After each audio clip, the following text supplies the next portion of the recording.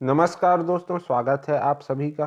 केंद्रीय शिक्षक पात्रता परीक्षा सीटेट 2022 का साल्ड पेपर जो कि 7 जनवरी 2022 को हुआ था, इसका पार्ट 1 ऑलरेडी अपलोडेड है और यह जो है वो है पार्ट 2। तो टीटी इस बार चूकना मत, हो जाओ तैयार।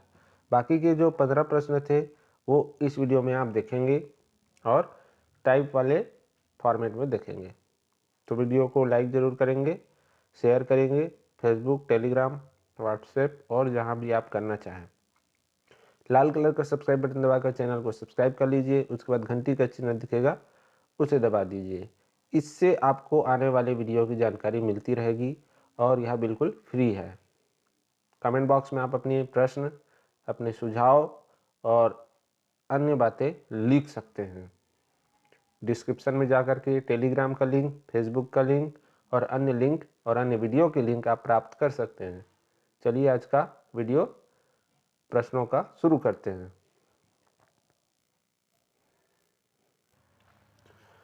तो प्रश्न 16 देख सकते हैं, 15 तक का ऑलरेडी अपलोडेड है। नहीं देखा है तो आई बटन दिखेगा आपको शुरू में या कभी भी इसी वीडियो के राइट अपर साइड में, मतलब आपके लिए राइट अपर साइड में, और वीडियो समाप्त होने के बाद भी उसका लिंक आपको मिल जाएगा।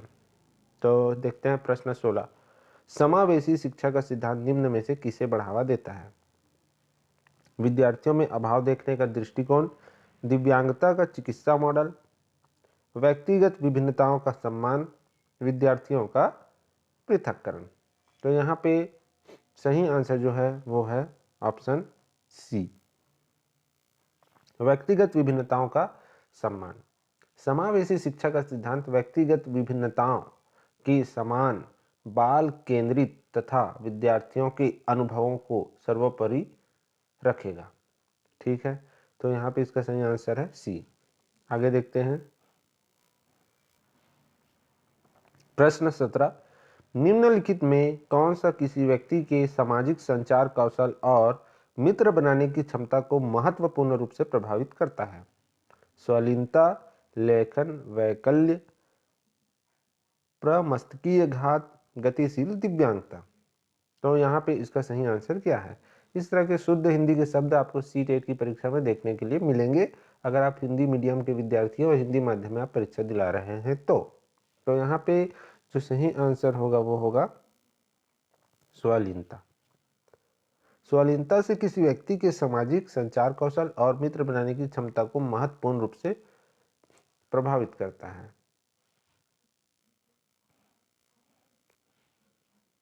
प्रश्न 18। निम्नलिखित में से कौन सा लेखन वैकल्य वाले विद्यार्थी को शामिल करने में बाधा उत्पन्न करेगा?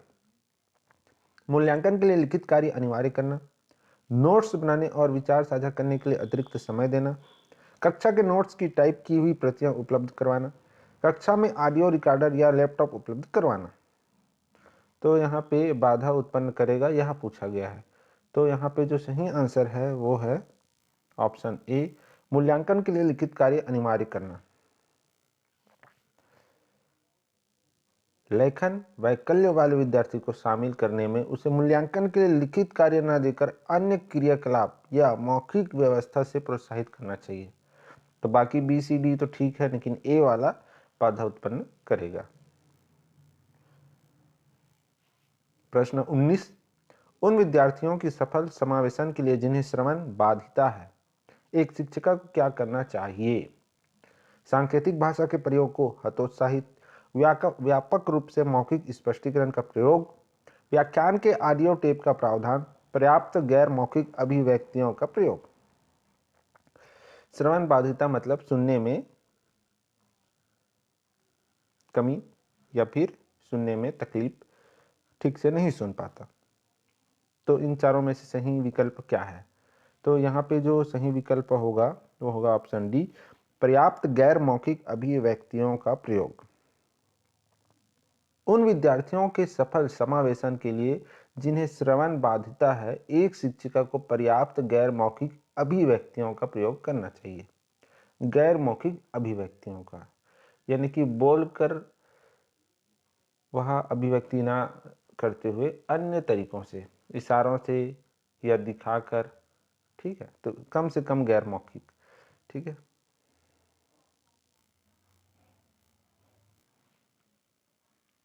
प्रश्न 20, निम्नलिखित में से कौन सा विकल्प दी गई विशिष्ट अधिगम वरीयता वाले विद्यार्थियों के समावेशन हेतु यथोचित संयोजन रणनीति का सही युग्म है?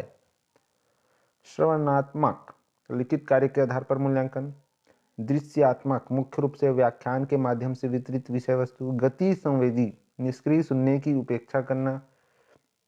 अपेक्षा करें, स्पर्शनीय अधिगम के लिए हाथों द्वारा करके अनुभव। तो इन चारों में से सही विकल्प क्या है? तो इन चारों में से सही विकल्प है ऑप्शन डी, स्पर्शनीय अधिगम के लिए हाथों द्वारा करके अनुभव। स्पर्शनीय अधिगम के लिए हाथों द्वारा करके अनुभव अधिगम वरीयता वाले विद्यार्थियों के समावेशन हेतु यथोचित संयोजन रणनीति का सही युग्म है, अतः विकल्प डी सत्य है।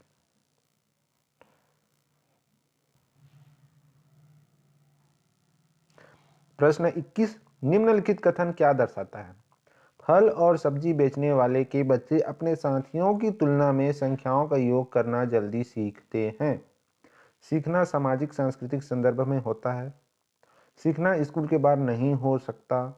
पाठ्यचर्या असंदर्भित होनी चाहिए। पाठ्यचर्या केंद्रीकृत होनी चाहिए। तो यहाँ पे सही आंसर क्या है? तो यहाँ पे सही आंसर है ऑप्शन ए, सीखना सामाजिक सांस्कृतिक संदर्भ में होता है। फल और सब्जी बेचने वाले के बच्चे अपने साथियों की तुलना में संख्याओं का योग जल्दी करना सीखते हैं।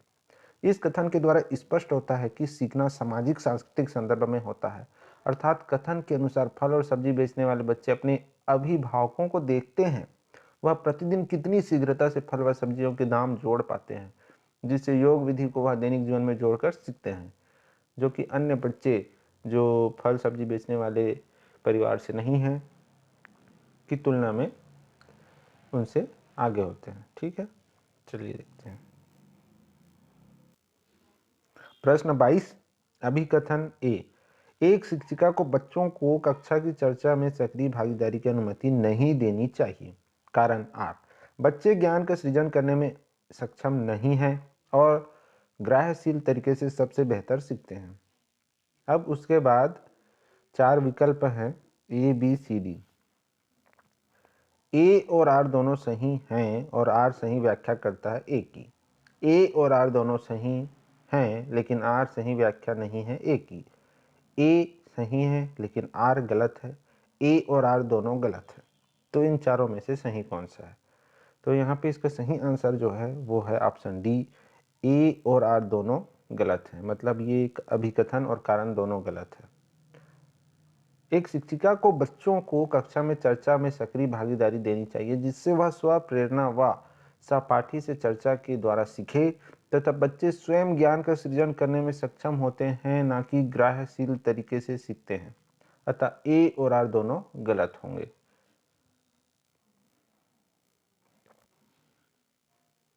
प्रश्न 23, एक शिक्षिका को अपनी कक्षा में विद्यार्थियों की सांस्कृतिक विविधता को किस प्रकार देखना चाहिए?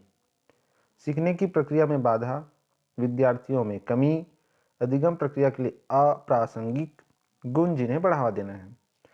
तो यहाँ पे सही आंसर क्या है? तो सही आंसर जो है विकल्प डी, गुण जिन्हें बढ़ावा देना है। शिक्षिका को अपनी कक्षा में विद्यार्थियों की सांस्कृतिक विविधता के गुणों को बढ़ावा देना चाहिए, जिससे कक्षा एक प्रगतिशील कक्षा के रूप में प्रदर्शित हो सके।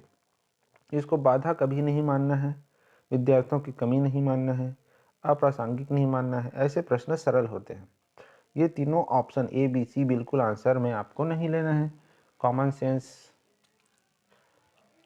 तो ऑप्शन डी ही यहाँ पे राइट आंसर है। प्रश्न 24, विद्यार्थी अर्थपूर्ण और प्रभावशाली ढंग से सीखते हैं अगर शिक्षिका शिक्षण अधिगम के लिए खाली स्थान दृष्टिकोण का उपयोग करती है। इस खाली स्थान में क्या आएगा इन 4 विकल्प में से?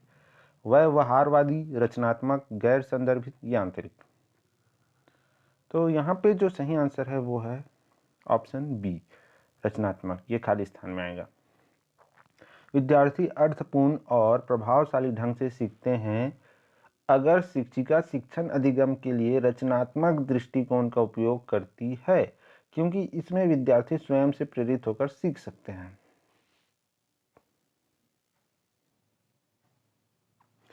प्रश्न 25, निम्नलिखित में से कौन सी स्थिति विद्यार्थियों के अधिगम और चिंतन को सुसाध्य करेगी? ऐसी परिस्थितियां बनाना जहां विद्यार्थी निष्क्रिय श्रोता हों, कक्षा की चर्चाओं में भागीदारी को हतोत्साहित करना, विद्यार्थियों को अपने स्वयं के सीखने पर नियंत्रण रखने के लिए प्रतिबंधित करना, विद्यार्थियों को व्यवहारिक गतिविधियां प्रदान करना। तो यहाँ पे इसका सही आंसर क्या है? विकल्प डी, विद्यार्थियों को व्यवहारिक गतिविधियां प्रदान करना। विद्यार्थियों को व्यावहारिक गतिविधियां प्रदान करके उनके अधिगम और चिंतन को सुसाध्य कर सकते हैं। ठीक है, बाकी ABC सही नहीं है, हतोत्साहित वाली तो बात ही नहीं है, निष्क्रिय श्रोता वाला भी रख नहीं सकते, सी भी नहीं है, ऑप्शन डी है।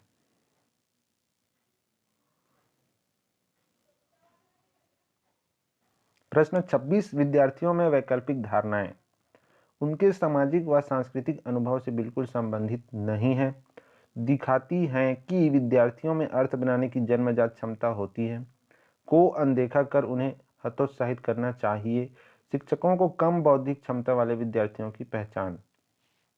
तो यहाँ पे सही आंसर क्या हो जाएगा? यहाँ पे इसका सही आंसर है ऑप्शन बी, दिखाती हैं कि विद्यार्थियों में अर्थ बनाने की जन्मजात क्षमता होती है। हतोत्साहित करना विकल्प में है, वो तो आंसर होगा ही नहीं। हमको कभी भी विद्यार्थियों को हतोत्साहित नहीं करना है और विकल्प में तो बिल्कुल चुनना ही नहीं है। तो यहाँ पे ऑप्शन बी सही आंसर है।